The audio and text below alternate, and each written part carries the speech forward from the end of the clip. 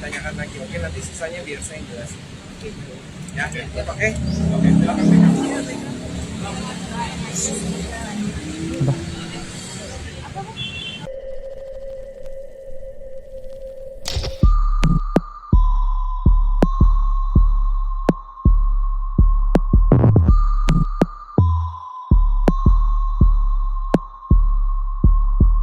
Cek tes, halo bye pagi, siang, sore, atau malam jam berapapun kalian nonton video ini, selamat datang di channel Mamang Dua Biasa. Balik lagi dengan Mamang Rahman di sini ya bye. Jadi bye, ada seorang selebgram yang bernama Karinovilda atau sering dikenal dengan nama panggung tuh Awkarin telah terkena musibah yang cukup menyakitkan gitu ya. Karena beberapa hari lalu, orang kepercayaan sekaligus asisten pribadinya Awkarin telah ketahuan membobol ATM milik Awkarin gitu bye. Momen menyedihkan ini diceritakan sendiri oleh Awkarin di story Instagramnya. Nah, ini ada screenshotan story Instagramnya Awkarin gitu ya. Baru ketahuan tadi malam, asisten gue ternyata ngambil duit gue banyak banget dari ATM gue. Gajinya dia 7 juta per bulan. Please do not, dia aja bukan S1. Kalian yang S1 aja tahu gimana susahnya cari duit di Jakarta. Oh not juga, gue memanusiakan dia sebagaimana seharusnya gue harus.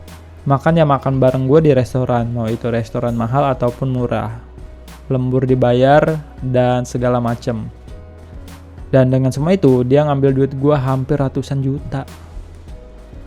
Ngakunya sih tadi malam doang hilaf, taunya abis dicek hehehe bisa ngasih makan banyak orang di Palestina. Shocknya sih ada, masalahnya ini orang kepercayaan gua. Nah ini ada video pas si pelakunya ini disidang gitu ya sama Awkarin. Kecewa padahal gue sayang banget sama ini orang.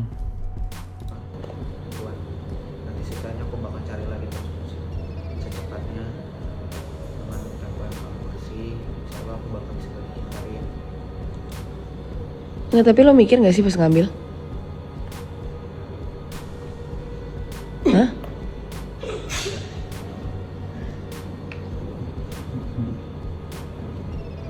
Nggak mikir?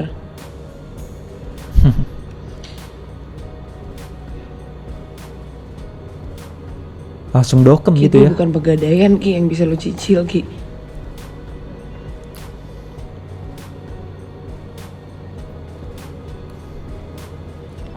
Ya, masalahnya kurang baik apa sih gue malu? Ya, kurang lebih kayak gitu ya by videonya. Di akhir-akhir tadi juga suara Awkarin tuh kayak rada bergetar gitu ya. Mungkin dia nahan kekecewaannya dia karena telah ditipu sama orang kepercayaannya gitu. Dan ini juga masih ada lanjutannya ya. Gila ya, Tuhan emang terlalu baik sama gua. Tadi malam dikasih tahu sama Tuhan dengan caranya. Yang gue sekarang cuma bisa ketawa ngakak. Emang gue itu cuma speck of dust di dunia ini yang tolol dan gak tahu apa-apa, dan mengingatkan gue sama Tuhan kalau dia itu baik banget untuk memberitahu tahu dong Awkarin, bukan tahu, untuk memberitahu gue hal-hal yang masih banyak gue nggak tahu. Nah ini bisa ngomong tahu nih. Gue kan bacanya jadi kagok gitu ya bay. Terus ini ada orang yang nanya gitu kan, kenapa baru bisa ketahuan gitu. Yang mana gue sadar tiap ngambil 5 juta doang. Dan gue tipe yang gak berburuk sangka juga. Dia gak ngambil langsung puluhan juta. Intinya ada CCTV kemarin di Asta pas gue makan oyster dealer. Dia lari keluar Odi dengan alasan pipis. Oh ya ini baru ATM ya yang ketahuan, gue belum cek kredit card gue nih. Jadi karyawannya ngambil duitnya dikit-dikit gitu ya.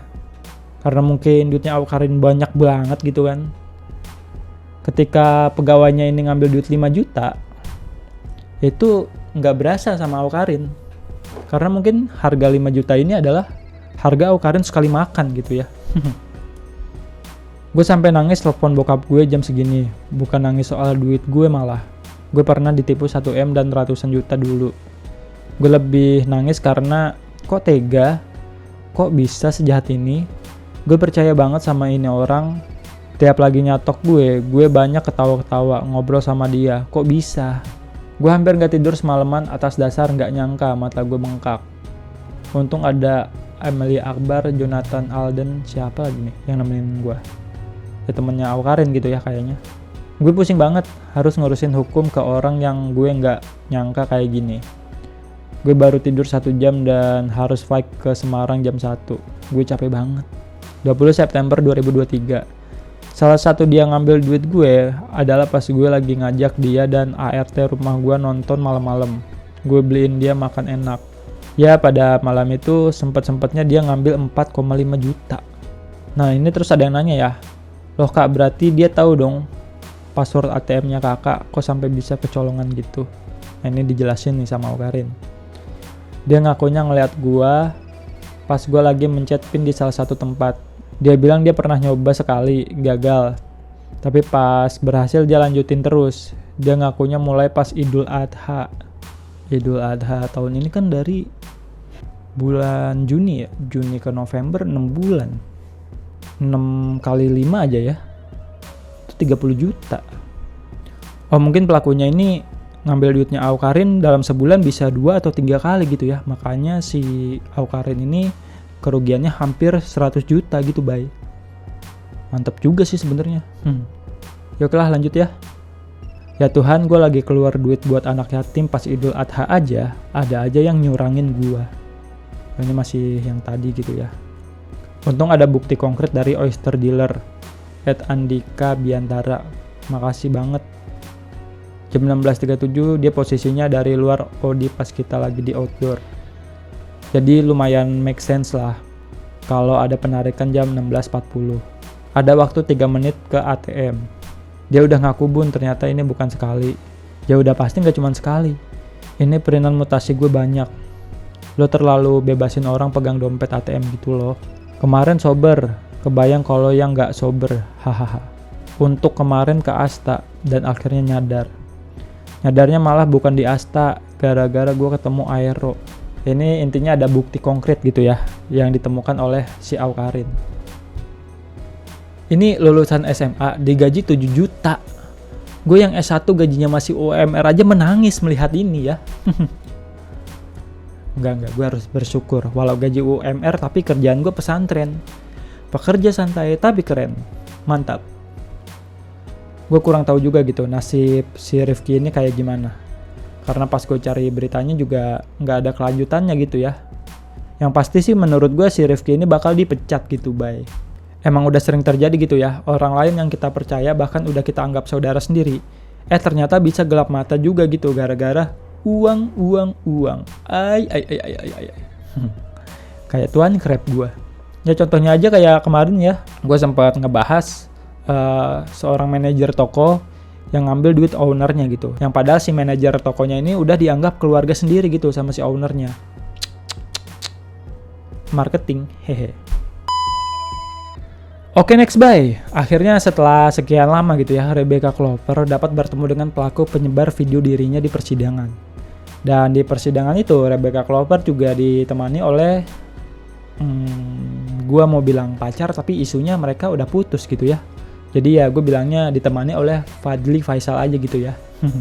Dan ini ada cuplikan persidangan ketika Fadly Faisal nih menemani Rebecca Clover bertemu dengan pelakunya gitu ya.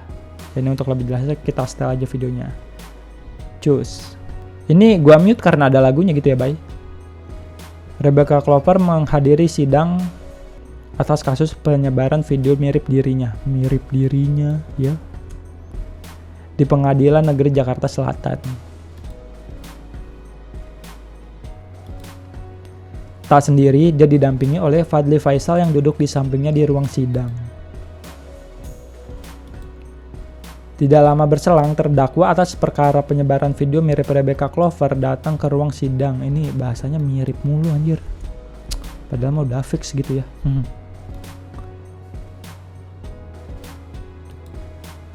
Saat Bayu Firlen, ini nama pelakunya gitu ya Bay, datang ke ruang sidang, Rebecca Clover terus tertunduk, sama seperti saat ia pertama kali datang ke Pengadilan Negeri Jakarta Selatan.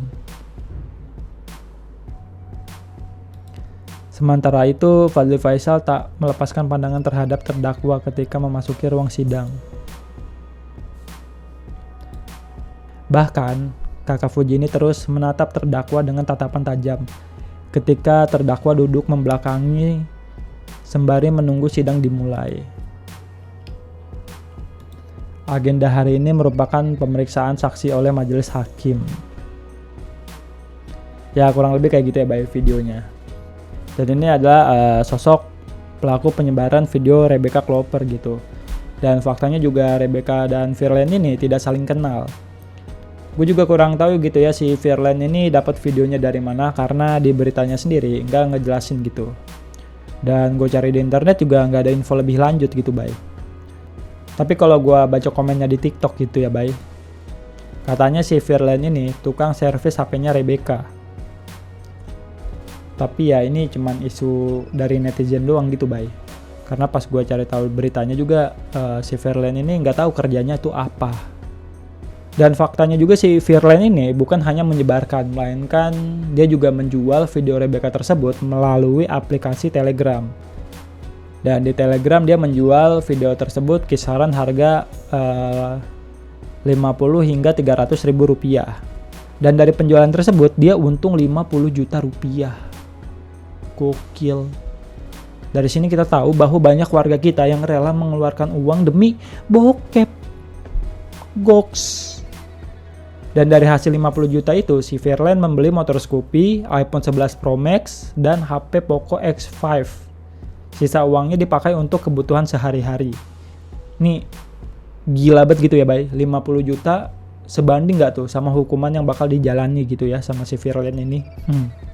Ya gue juga kurang tahu gitu ya si Firlan ini bakal dipenjara berapa lama, karena sebenarnya juga ini baru sidang pertama gitu. Dan di tanggal 20 nanti masih ada sidang lanjutannya. Cuman infonya si BK ini nggak bakal datang gitu ya Bay. Mungkin cuma diwakilin sama pengacaranya doang. Ya dan ini juga ada cuplikan setelah selesai sidangnya gitu ya Bay. Cus, nih kita setel aja ya videonya. Ayo jangan ditanyakan lagi, oke? Nanti sisanya biar saya jelasin. Ya, oke? Oke, belakang BK. Apa?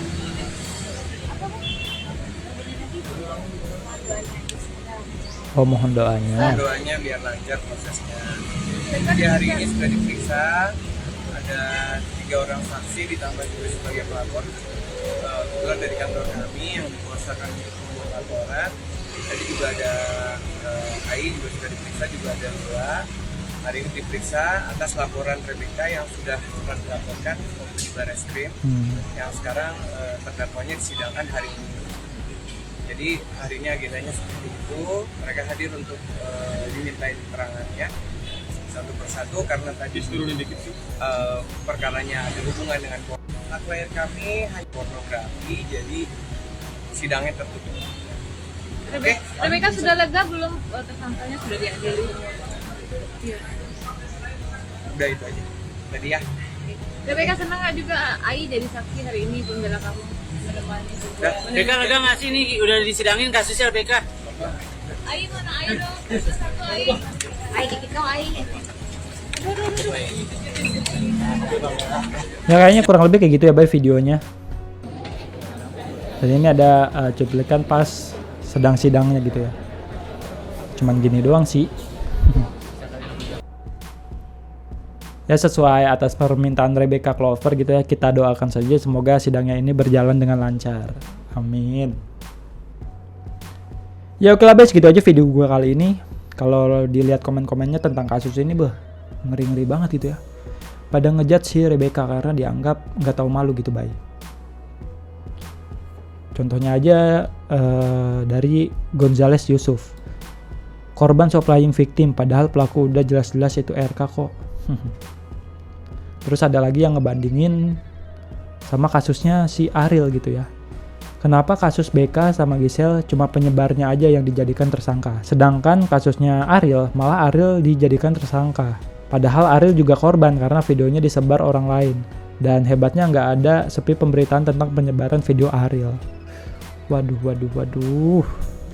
Ya intinya kalau lu cewek lu aman kali gitu ya. Enggak. Ntar gue malah diserang feminis gitu. Ya itu mah balik ke pribadi masing-masing gitu ya Bay. Tapi yang gue salut sama sikapnya Fadly Faisal gitu, yang masih mau menemani Rebecca Clover menghadapi ini semua secara gentle. Ini respect gitu ya, didikan anak Pak Haji Faisal.